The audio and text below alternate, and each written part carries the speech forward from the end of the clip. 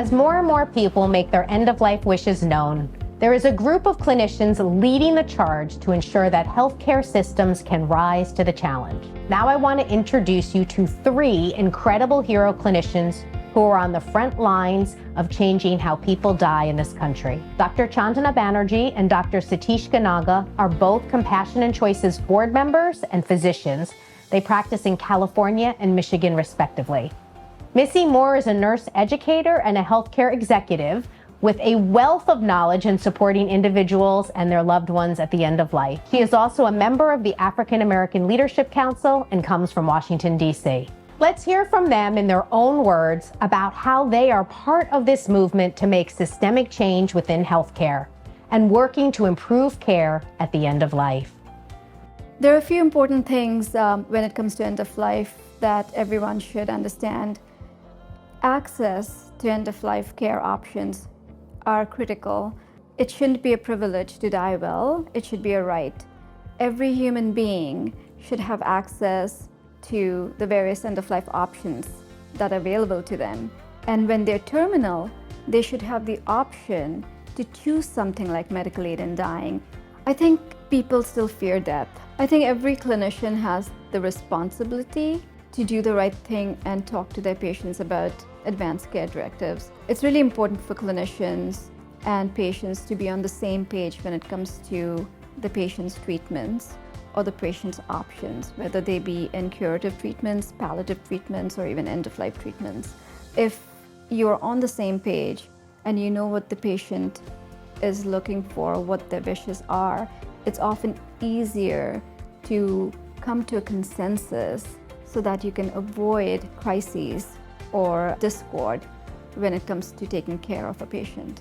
I think physicians are human beings just like patients. As a physician, the way I look at patient care and approach end-of-life care is very much like I would do for my own family members or for myself. I think it's important to understand that we all live, but we all die. And we all should be able to die peacefully, comfortably, without suffering. The only way that we can plan that is that if we know what the disease looks like and we're honest with our patients about it. If clinicians aren't honest or transparent with their patients about the disease course or the prognoses, patients won't have the ability to choose things for themselves that are aligned with their own goals towards their end-of-life wishes. What is one of the things that you can remember that made you laugh the hardest? Because you know what, you ain't laughing a lot when you're dying. And that's something to think about. It helps them to bring back a story, something that elicits joy. And joy has a lot to do with pain relief. And pain relief has a lot to do with relief of suffering.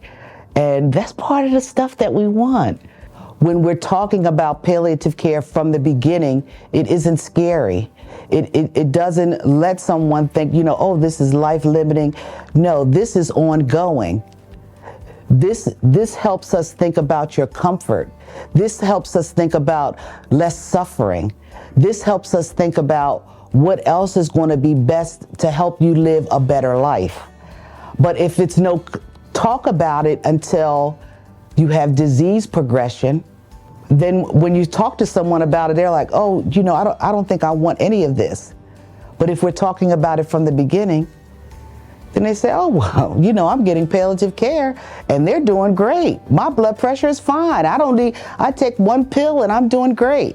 It needs to be normalized, just like death needs to be normalized.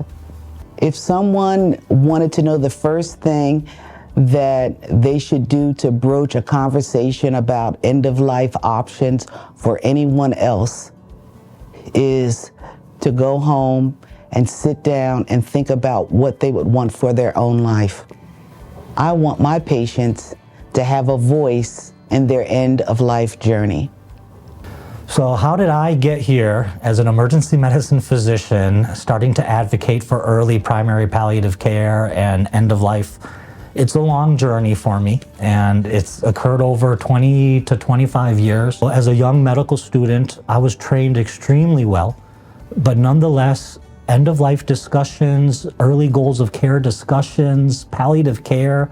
It was an undercovered topic during my training. But what I also encountered, sadly too often, was a lot of death in the intensive care unit and a lot of prolonged death.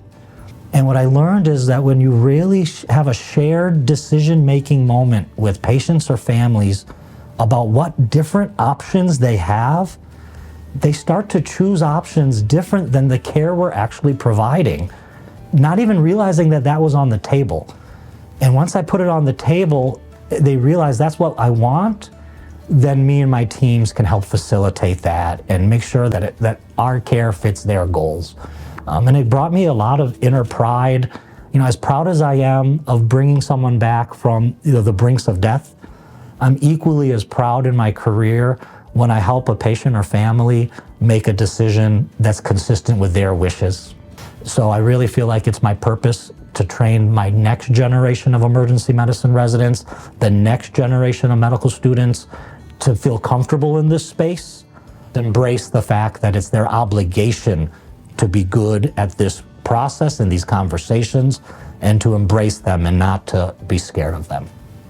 As an emergency medicine physician, it is my obligation that my patients and their family have a voice in their care and their end-of-life journey.